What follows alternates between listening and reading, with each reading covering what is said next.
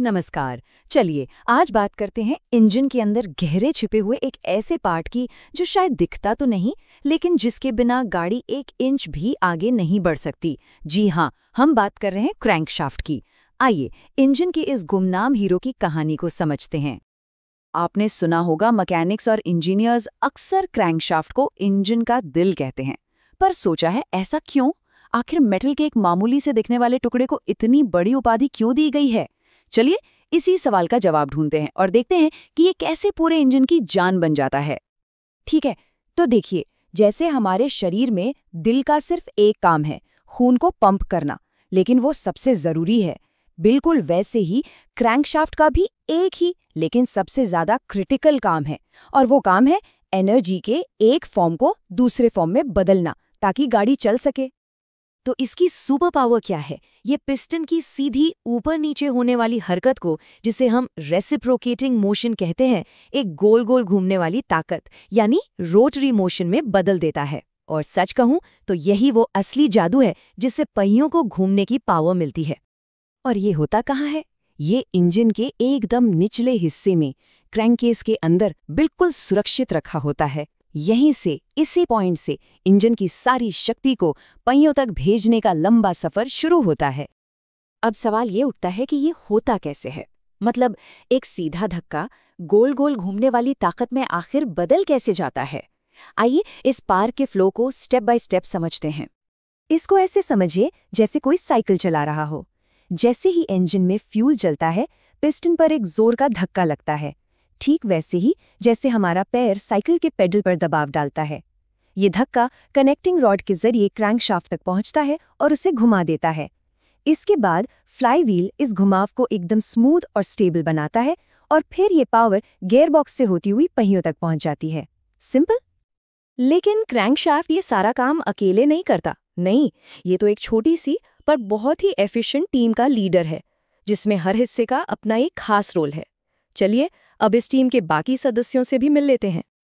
तो इस टीम में सबसे पहले है पिस्टन, जो असल में पावर बनाता है।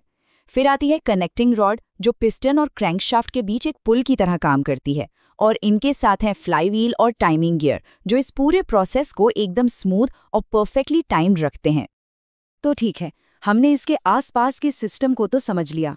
अब चलिए जरा जूम इन करते हैं और सीधे हमारे आज के हीरो यानी खुद क्रैंकशाफ्ट के अंदर झांक कर देखते हैं कि ये बना कैसे है। इसके कुछ खास हिस्से हैं। क्रैंक पिन वो जगह है जहां कनेक्टिंग रॉड आकर जुड़ती है और धक्का देती है। जर्नल इसे बेरिंग्स पर मक्खन की तरह घूमने में मदद करता है। लेकिन सबसे कमाल की चीज है ये काउंटरवेट्स।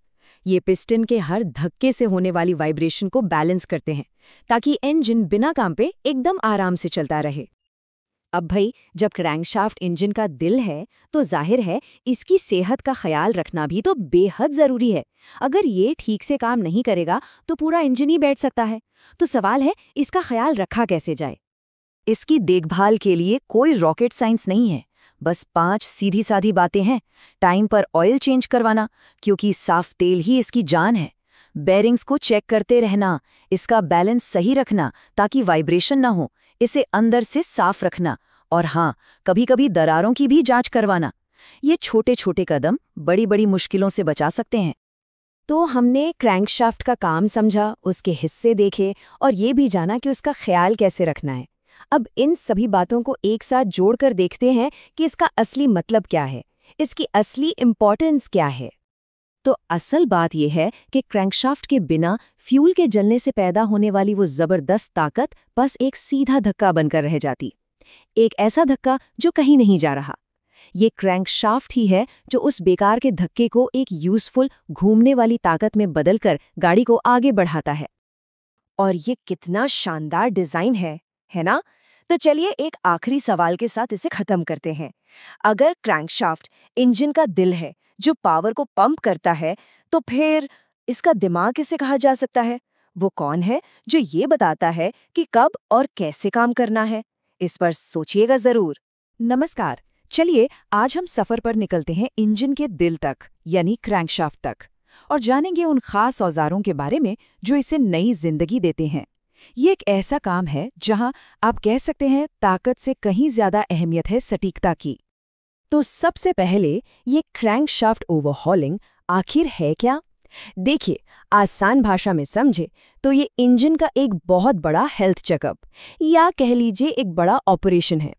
इसमें क्रैंकशाफ्ट को बाहर निकालते हैं और फिर उसकी पूरी तरह से जांच, सफाई और मरम्मत करते हैं। और हाँ, इस काम के लिए सही औजार और जबरदस्त सटीकता दोनों ही बहुत जरूरी हैं।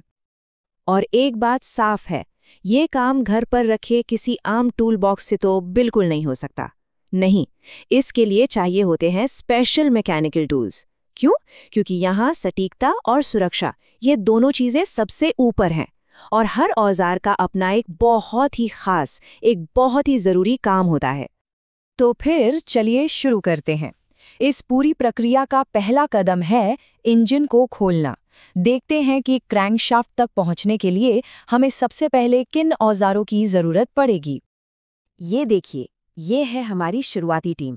एक तरफ है स्पैनर और सॉकेट रिंच सेट जो नट बोल्ट खोलने के काम आते हैं। फिर है हथौड़ा और पंच जो थोड़े जिद्दी पुर्जों को उनकी जगह से हिलाने में मदद करते हैं। और फिर आता है एक खास खिलाड़ी, पुलर सेट। अब ये जो पुलर सेट है ना, इसका काम बहुत ही स्पेशल है। सोचिए, जो गियर और पुली एकदम कस के अपनी जगह पर बैठे होते हैं, उन्हें बिना किसी नुकसान के, बिना तोड़े फोड़े बाहर निकालना, ये काम पुलर का है। ये ब्रूट फोर्स का नहीं, बल्कि सही तकनीक का इस्तेमाल है। ठीक है, तो इंजन अब खुल चुका है और अब शुरू होता है असली जासूसी का काम। हमें पता लगाना है क्रैंकशाफ्ट की सेहत का राज, और इसके लिए जाहिर है हमें कुछ बहुत ही खास हाई प्रिसिजन औजारों की जरूरत पड़ेगी।